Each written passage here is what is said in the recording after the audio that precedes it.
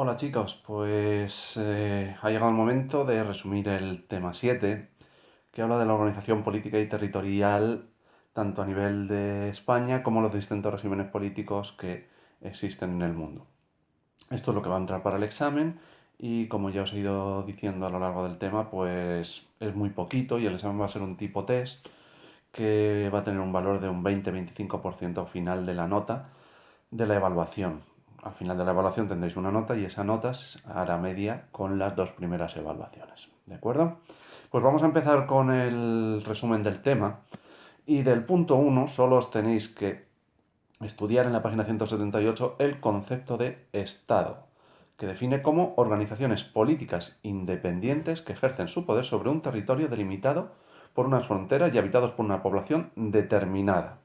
Es una definición un tanto compleja, pero para aclarar conceptos tenemos que, en este esquema, hablamos de Estado como un conjunto de órganos de gobierno de un país soberano, es decir, las instituciones que rigen un país en unas determinadas fronteras, que diferenciamos de la nación, que es el conjunto de los habitantes del país, que tiene una seña de identidad, como ya hemos dicho más de una vez, como es la lengua, como es la cultura, la religión en algunos casos, la raza también en algunos casos, y ese Estado tiene un gobierno que en muchos casos, como en los regímenes democráticos, es elegido por el pueblo, cuando hablamos de democracia, y ejerce la acción de gobernar, es decir, dirigir a esa colectividad que es la nación. ¿Vale? Tenemos claro la diferencia entre un concepto y otro. De todas maneras, como vamos a tener alguna tutoría antes del examen más y vamos a resolver dudas, y si no, pues me la hacéis llegar por correo electrónico o cualquiera de las vías habituales que tenemos para aclarar dudas de cara al examen. Y ya os digo que va a ser muy sencillo. El punto 2 nos habla de los sistemas políticos de los estados. Y para empezar hablamos de los poderes del Estado. Los poderes del Estado, que son el poder legislativo, que es aquel que habla de poder hacer las leyes, el ejecutivo, que normalmente reside en el gobierno elegido democráticamente, o el gobierno que tiene el poder en un régimen autocrático para ejecutar esas leyes, y el poder judicial, que reside en los jueces y tribunales. Y luego hablamos de sistemas democráticos, ¿vale? Los sistemas democráticos se caracterizan porque la soberanía reside en el pueblo. Aunque haya un gobierno, incluso aunque haya un rey, que es el jefe de Estado, como el Estado español, el poder reside en el pueblo, que elige sus representantes entre los distintos partidos políticos, por eso hablamos de pluralismo político, y a través de unas elecciones donde el sufragio es universal, masculino y femenino, a todos los mayores de edad, pues eligen a sus representantes que van a estar representados, valga la redundancia, en las distintas cámaras, si son bicamerales o en la Cámara Única que exista en el Estado, y esas elecciones garantizan la división de poderes, sobre todo mediante unas leyes fundamentales, sobre todo la Constitución. Ahí tenéis un esquema a la izquierda de la separación de poderes que puede ser muy sencillo y con eso prácticamente nos valdría para el 2.1. ¿De acuerdo? Pues seguimos y en la página siguiente tenéis los regímenes autoritarios. No hace falta que os sepáis mucho, sino simplemente pues saber la diferencia. El Estado soberano absoluto controla todas las instituciones políticas, es decir, una minoría controla todo. No hay división de poderes, no hay pluralismo político y en muchos casos no existen los derechos y libertades de los ciudadanos, los derechos humanos. Por lo tanto, las elecciones, aunque a veces hay elecciones, pero no son democráticas, no hay un sufragio universal, no se garantiza la libertad del pueblo para poder elegir a sus representantes, etcétera, etcétera.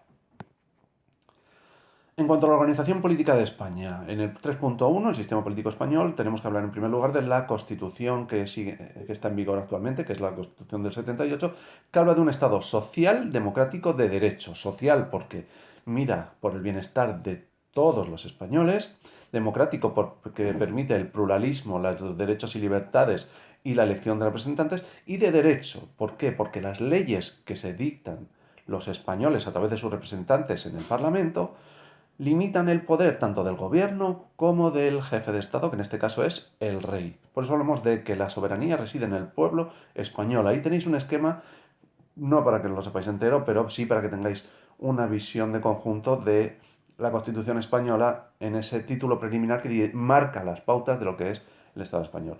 En cuanto a las instituciones, pues tenemos las Cortes Generales. En España existe un sistema bicameral donde está el Congreso de los Diputados, que es la más importante y donde se aprueban las principales leyes, y el Senado, que tiene un carácter más consultivo y de control al gobierno, ratificando los acuerdos de la otra cámara.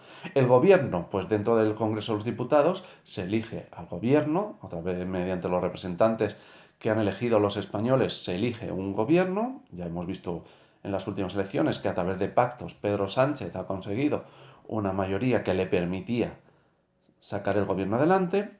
Y luego están los tribunales de justicia. El Poder Judicial está encabezado por el Tribunal Superior de Justicia, que dirige un poco lo que es el sistema judicial español. Aquí tenéis un esquema que nos sirve perfectamente para estudiar de cara al examen, que ya os digo que va a ser muy sencillo y como va a ser tipo test, esto nos vale perfectamente para saber ese punto del tema. En cuanto a la organización territorial de Andalucía, pues el punto 4.3 de la página 184, o si queréis estudiarlo por el esquema que os pongo aquí, tenéis que saber que el Estatuto de Autonomía es la ley fundamental, como la Constitución de la región de la Comunidad Autónoma de Andalucía, que existe un Parlamento que tiene su sede en Sevilla, elegido democráticamente por todos los andaluces, y un Consejo de Gobierno, de donde sale el gobierno de la Junta, con distintas consejerías por áreas temáticas de cultura, educación, deporte, economía, trabajo, etc. Y el Tribunal Superior de Justicia de Andalucía, que dentro de la comunidad rige lo que sería el Poder Judicial.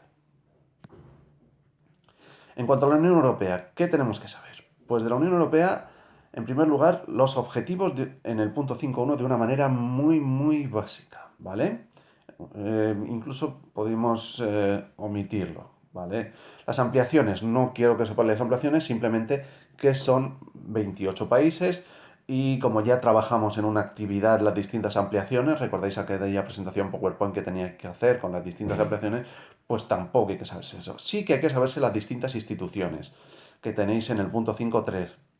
Y os dejo también un esquema para poder tener una visión más clara de esas instituciones, empezando por el Consejo Europeo, el Consejo de Ministros, la Comisión, que tendría el poder ejecutivo, ¿vale? Igual que el gobierno de los distintos países, la Comisión tiene un poder ejecutivo, el Consejo Europeo ahora tiene un presidente de la Unión Europea, el Consejo de la Unión Europea, el Parlamento Europeo, en el que elegimos a nuestros representantes cada 5 años y donde los representantes están unidos por partidos políticos, no por países, es decir, el Partido Socialista tiene sus representantes de los distintos países en ese Parlamento, igual que el Partido Popular o Izquierda Unida Podemos, pues así se distribuyen en el Parlamento Europeo. Y el Tribunal de Justicia, el Tribunal de Estrasburgo, pues donde se llevan aquellos litigios que se tienen entre los distintos países o dentro de un mismo país.